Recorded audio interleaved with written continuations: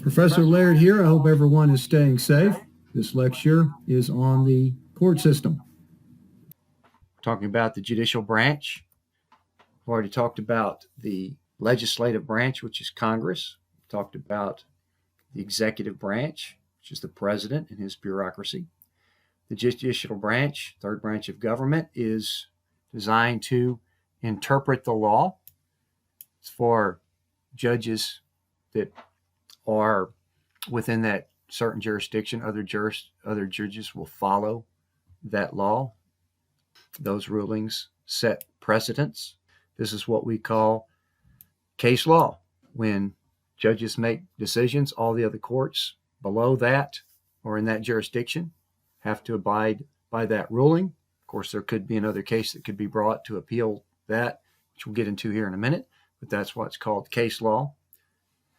The judicial branch, particularly the Supreme Court, which we'll be focusing on here a little bit, has the power of judicial review that we've talked about before, and that is where the court has the power to strike down laws that have been passed by Congress as unconstitutional, or even perhaps an executive order by the president could be struck down by the court. The Supreme Court has been using this power considerably more in the last few decades, as we'll discuss.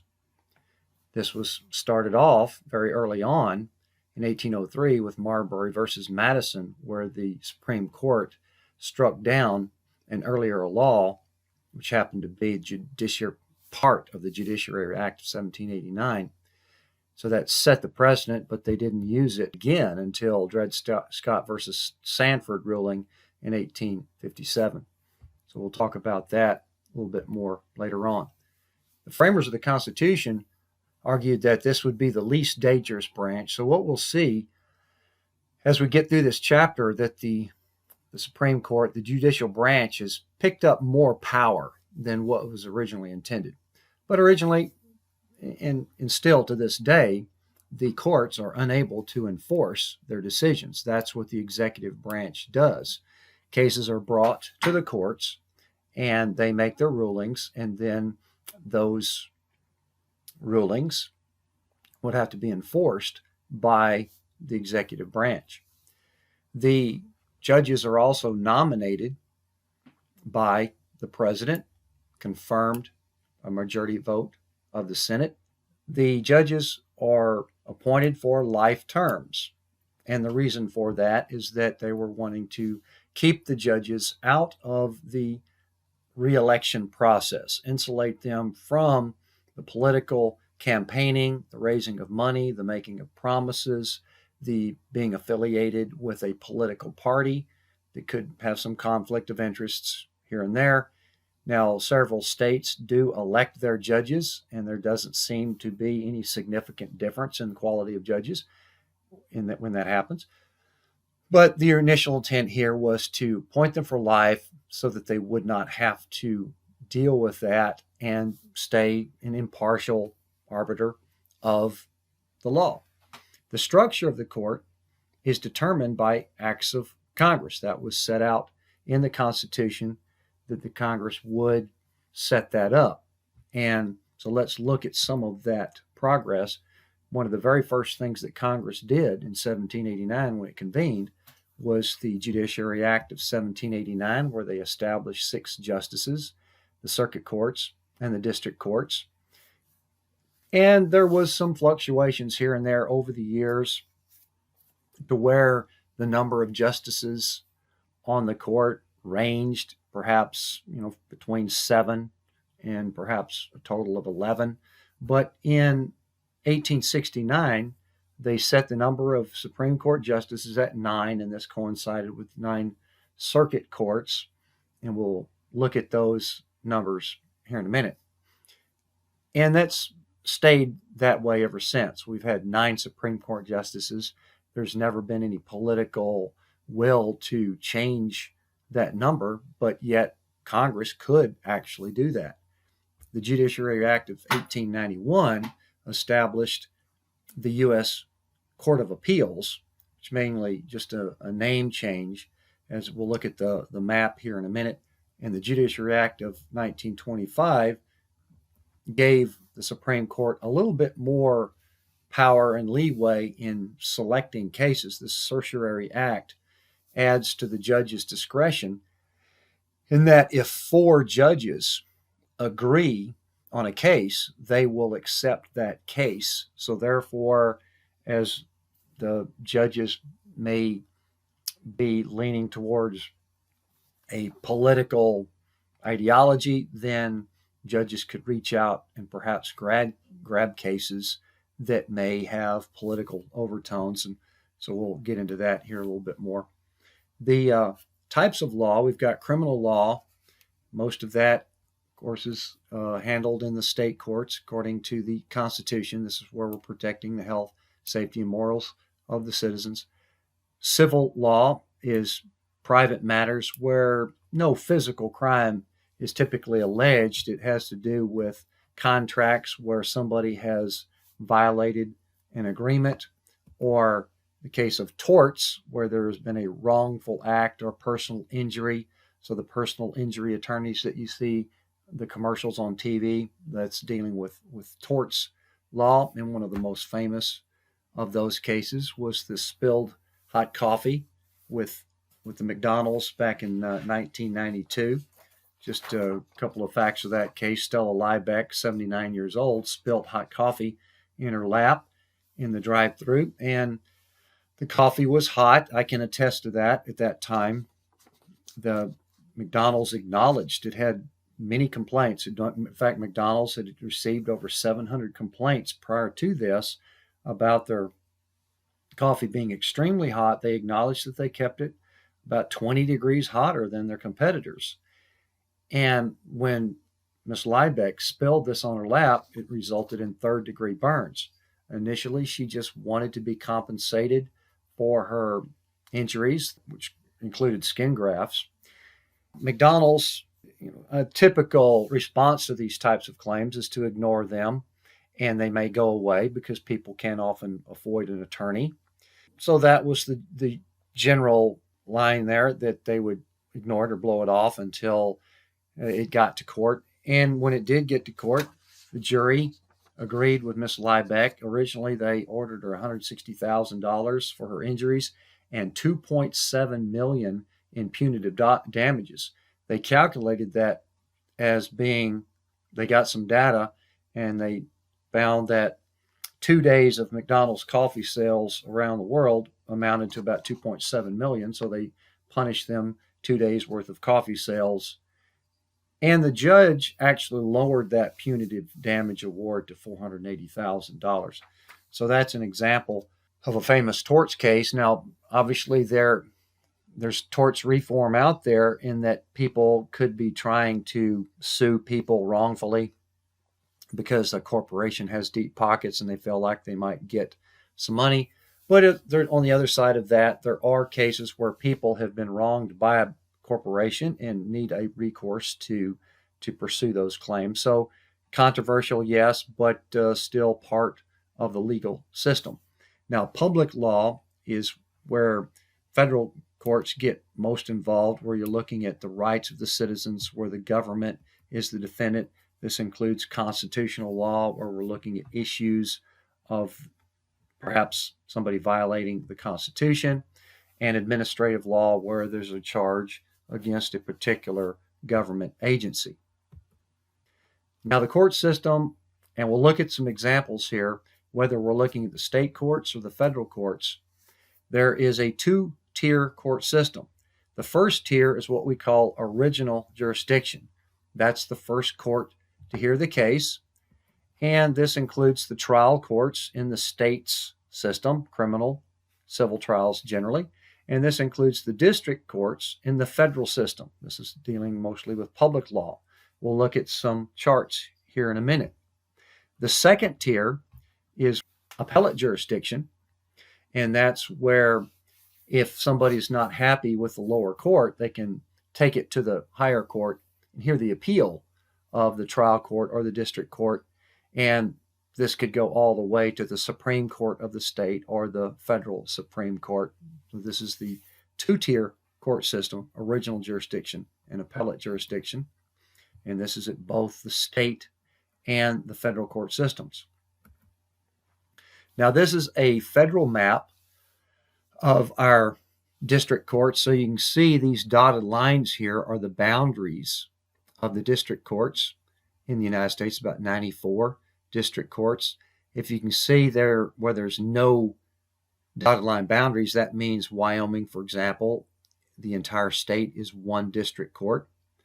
And these 11 courts of appeals here are divided up into geographic regions. So you can see the Ninth Circuit Court of Appeals is all of this region out here in the western United States. The Fifth Circuit Court of Appeals is this region right here, including Texas, Louisiana, and Mississippi. We also have 2 additional courts of appeals that are located in Washington, D.C. One of them is called the D.C. Court of Appeals because the District of Columbia is its own separate territory, so that has its own district court. But we also have the Federal Court of Appeals, since the federal government is the heart of where a lot of federal activity is occurring. We've got another Court of Appeals that's in the federal district there that gets a lot of activity. Generally, if there's a case out here in this region that has been heard by a district court, for example, the Southern District Court of Iowa, and they want to appeal, they would appeal typically to the 8th Circuit Court of Appeals, and then it would go from there all the way. If it continues to appeal, it would go to the Supreme Court of the United States. So let's look at the federal court path. As I said, there's about 94 districts out there in the United States. This is the original jurisdiction here. And there's about 678 judges that are appointed by the president. And they are overlapping cases and shifts and that sort of thing, dealing with public law and treaties. This also includes the Court of International Trade. And if you are filing a case in U.S. District Court in one of these districts and you're not happy with that ruling, you could appeal it to that particular U.S. Circuit Court of Appeals. As we saw, there was 11 geographic areas, as well as the 2 additional Circuit Courts of Appeals there in Washington, D.C. So that's a total of 13 Circuit Court of Appeals, 179 judges, and they serve in 3-judge panels. They're all appointed by the president as well, and they rule on their cases by a vote, 3-0, 2-1, whatever. About 20% of all district court cases are accepted, and then if you want to appeal to a higher court there, then it would go to the U.S. Supreme Court, and very small number of court cases are accepted by the U.S. Supreme Court because of their limited docket. Looking at the court path of the state side, see, this is part of our federalist system. We've got a federal court system operating in parallel, separately from the state court system. So at the state trial courts, this is what we're talking about, the original jurisdiction, criminal and civil trials. The overwhelming majority of court cases in the United States are in state trial courts. If you want to appeal that, you could go to the state appellate court. They are very similar. We'll look at a couple of org charts here in a minute, but all the states have a similar structure as far as original jurisdiction and appellate jurisdiction, and then each state has a highest court of the state Supreme Court. And then, of course, if you want to appeal the state Supreme Court's decision, you could actually go to the U.S. Supreme Court. So that's where it will jump from the state path to the federal path here. That's why there's a dotted line there. Again, we see that a very small number of cases are accepted by the U.S. Supreme Court. And we have seen somewhat traditionally over the last couple of decades, particularly a conservative-leaning Supreme Court is not really eager to overrule a state Supreme Court. But it could happen, and we'll look at an example here in a few minutes. Here's an example of New Jersey's state court system. So you can see the lighter line, boundary line here. These are the original jurisdiction courts. We've got municipal courts that are scattered around New Jersey. 21 are multi-municipal. Those are county courts, basically, because there's 21 counties in New Jersey. Got tax court and superior court. And if you want to appeal any ruling of these courts here, which are in the original jurisdiction, you could then go to the appellate division of superior court in the New Jersey system. These are 4-judge panels that would rule on their cases there. And if you actually wanted to appeal that case, it would go to the state Supreme Court of New Jersey, where there's 7 justices that sit all together in bank. They all rule on one case at a time. They do have a mandatory retirement age of 70 in the New Jersey court system. Looking at New York, which is quite a bit busier, much more populated, particularly the city of New York. You've got lots of activity here. Courts of the city of New York, town and village justice courts here, family courts, surrogate courts, looking at probates and adoptions, court of claims. So all of these courts here with the lighter boundary, those are all original jurisdiction courts. Even though you might even could go from one of these to another, these are considered the original jurisdiction. And then you can see they all try different types of courts. There's lots of overlap here. You can see both of these courts, the county courts and the Supreme Courts of New York, handle a lot of the same types of cases. But if you want to appeal, there's 2 appellate courts in New York, and this one here sits in 5-judge panels. This appellate court sits in 3-judge panels there. And then if you want to appeal that particular case, you can take it to the highest court of New York State. They call it the Court of Appeals rather than the Supreme Court of the state of New York. They also have 7 judges that sit in bank on that one. Looking at Texas, as far as your original jurisdiction, you've got municipal courts there where a lot of traffic cases are handled. These are what are called the Justice of the Peace courts here that are scattered throughout Texas. Here we have county court at law. My brother-in-law is one of these judges. He's a county court at law. There's 3 judges for Comal County. They're in New Braunfels, and he's one of those judges there in Comal County. And then if you want to appeal any one of these cases in the original jurisdiction, you would go to the Court of Appeals. There's 14 courts. They sit in 3-judge panels there in the state of Texas. And if you want to appeal from there, interestingly enough, Texas has 2 final courts. One of them is called the Supreme Court. 9 justices sit in bank. Another one is called the Court of Criminal Appeals. This one is exclusively handling capital cases, particularly death penalty cases. So that's why there's a separate Supreme Court there in the state of Texas. But as you can see, a lot of commonalities as far as original jurisdiction and appellate jurisdiction. It's just the courts are named different things. All these courts have to handle the same types of cases. Now let's talk a little bit about how particularly the federal courts, Supreme Court, has expanded over time. We talked about earlier the president's power has expanded over time through various reasons. Part of it, the Congress delegating more power to the president. So what we've seen over time is the court's power has also expanded. So that's kind of ironic because the Congress was initially established to be the branch that makes the laws and had predominant power because of that. And then over time, we see that the Congress power has kind of shrunk while the president's power and the court's power have expanded somewhat over time.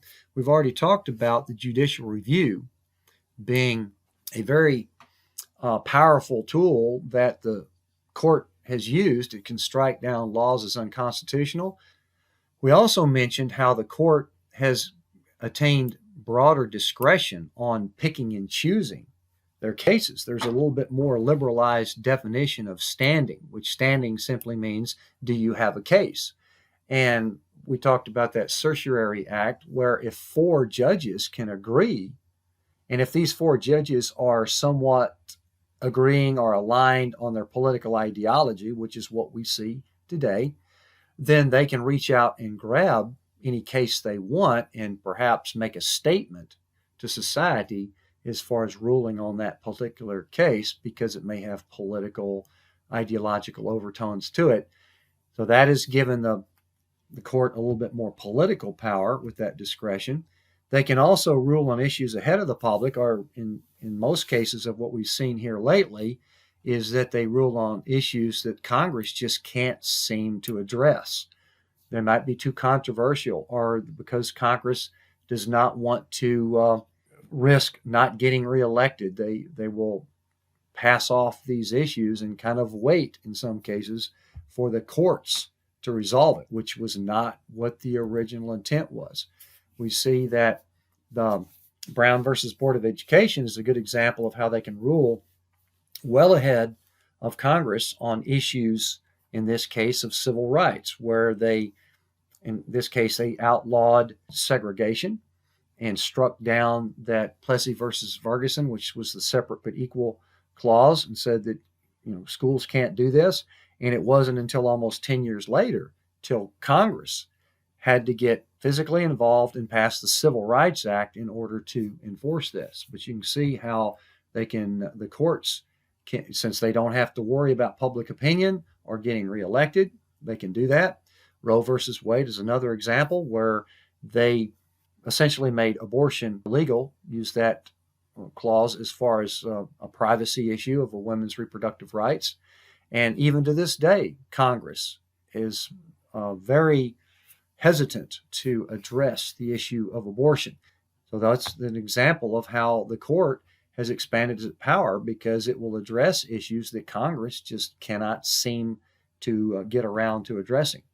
And we've already talked about the political motivations of the court. Since they are appointed by presidents, presidents have increasingly been appointing judges because of their historical rulings or what political ideology they may be leaning towards. And so cases may be getting accepted a little bit more and interpreted on the basis of those political preferences.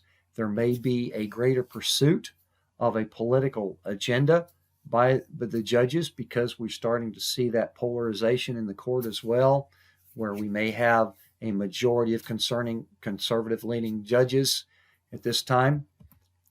This is what we've touched on already. Congressional inaction then kind of delegates the court as being a policymaker, where they will rule on abortion or immigration or gun control, things like that Congress just does not seem to be able to address because of their partisan and polarizing issues. The judges that are set there for life are less accountable to the public, so that's another thing that has given them a little bit more power to rule on policy issues.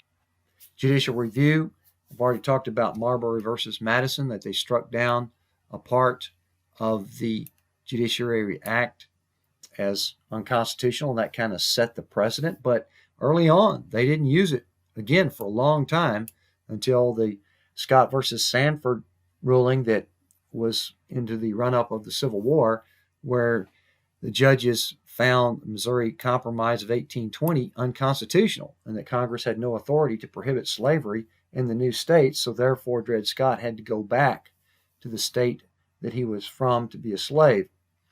Now, during the New Deal, there was a lot of activity in trying to get the economy back on track. And in just a couple of year period here, there was 8 acts of the New Deal Congress that were struck down, invalidated. And this actually inspired President Roosevelt to propose what it was now famously called his court packing plan, where he was proposing to the Senate there that can I appoint as many as 15 judges, whereas any judge that's on the court that's 70 years or over, I get to appoint another judge. It did not go anywhere. But within a few years, those older judges had died and the court started to shift, and it really wasn't an issue. Plus, Roosevelt appointed quite a few as he was elected for 4 terms. So that was no longer an issue at that time. But that just some examples of judicial review.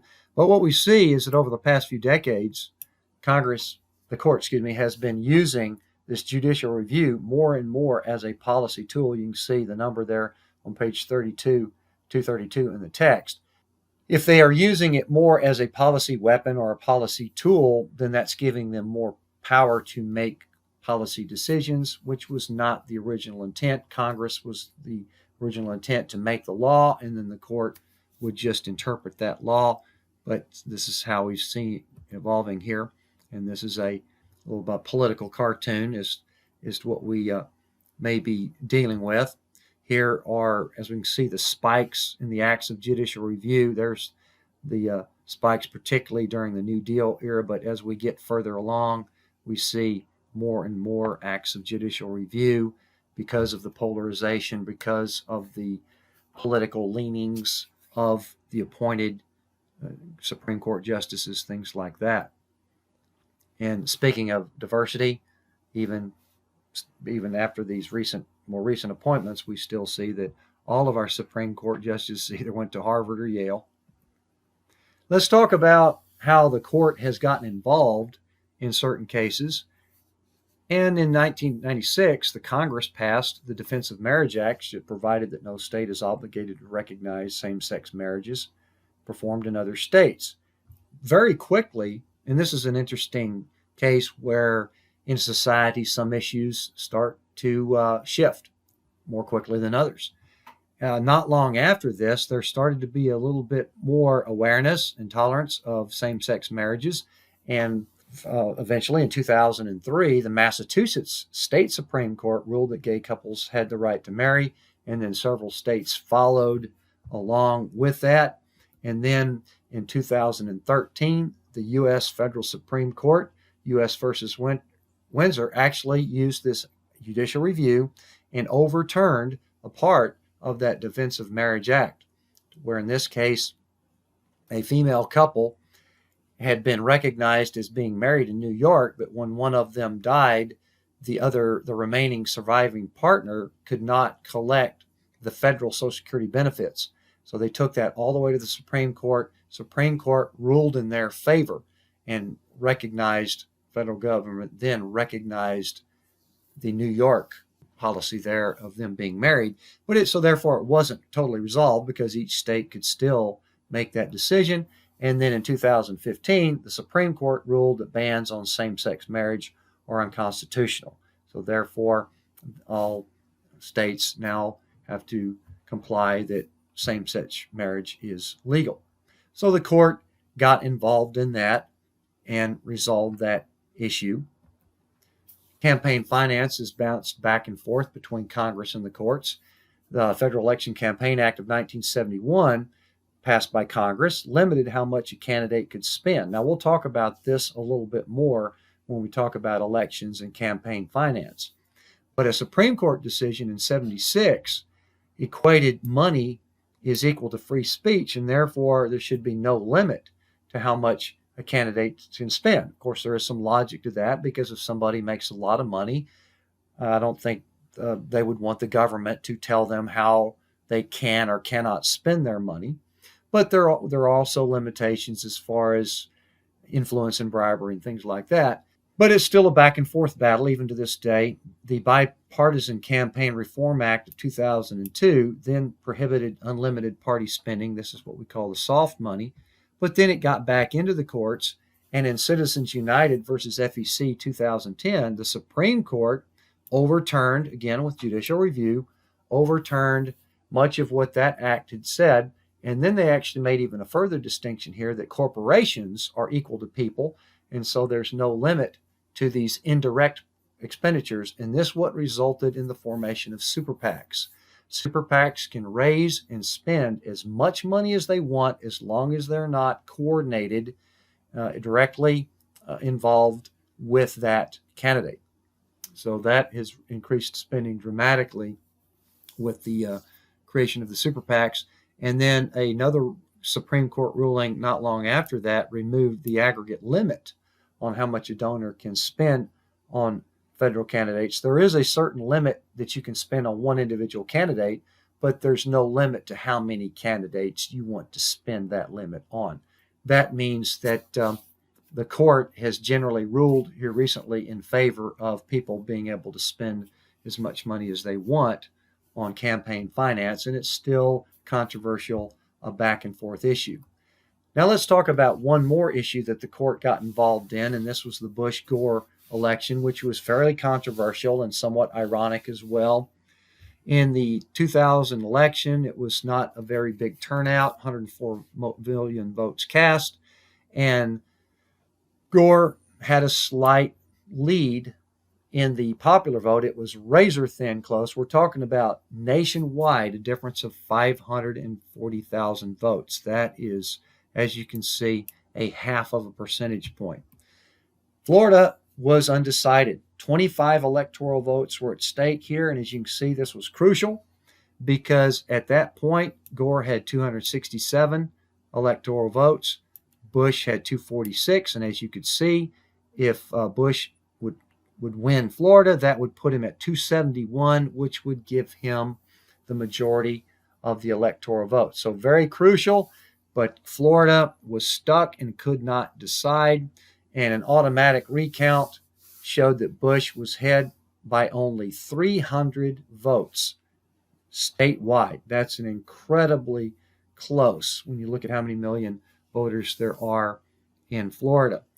Now, Gore made a request for a new recount because it was so razor thin close, and it was refused by the state. So then he files suit to the Florida State Supreme Court. The Florida State Supreme Court ordered a hand recount in 3 counties. Dade County in particular had a lot of controversial issues. They extend the deadline, and this is where it starts to get messy because when you start scrutinizing each single ballot, you start to find mistakes. You start to find questions. And this is where the dimpled chads and these punch ballots, or the hanging chad, where the overseers were trying to decide, well, does this count as a vote even though it didn't get punched through? It's dimpled. It's a hanging chad. Should it get counted? So it got to be a nightmare when you start counting each individual ballot. The recount was unfinished by the deadline. The Florida Secretary of State declared Bush the winner by 500 votes. Now, the governor of Florida was Jeb Bush, George Bush's brother, but there was no evidence of any impropriety there at all. There was, however, a conflict of interest with the Florida Secretary of State. She was actually George Bush's campaign manager in the state of Florida, so there was potentially a conflict of interest there with her in that particular case. But regardless of that, Supreme Court's going to get involved. And so the Democrats reappealed, and the Florida State Supreme Court called for a hand recount in all 67 counties. This would have really prolonged it and made it even more of a nightmare. So the Republicans appealed to the U.S. Supreme Court.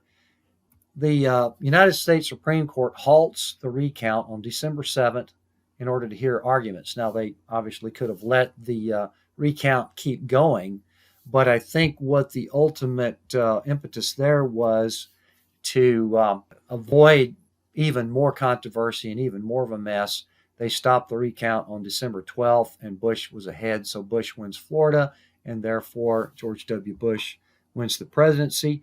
And the Supreme Court was hammered quite a bit for that because in the Constitution it says that the state is responsible for the election systems. And so the Supreme Court was getting involved in an issue that the Constitution would certainly argue that they would not want to be involved in because that's a state matter. So as you can see, this was quite controversial, and the Supreme Court took a hit on its credibility. You could, of course, argue that they were trying to resolve this issue before it got any more messier, because obviously a hand recount for the entire state could have taken months, and it would have been a nightmare. So you could certainly argue that they were trying to just get this done and over with. They also said that a recount violates the 14th Amendment, that a statewide remedy must have assurance of equal treatment. So they were trying to make the justification of getting involved into the state's business when it would have been very difficult to assure that all election ballot systems in the entire state were the same.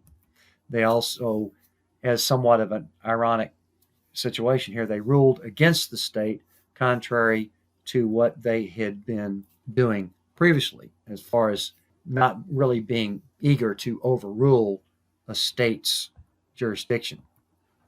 All right, so this wraps up the court system here. So stay tuned for the discussion forum.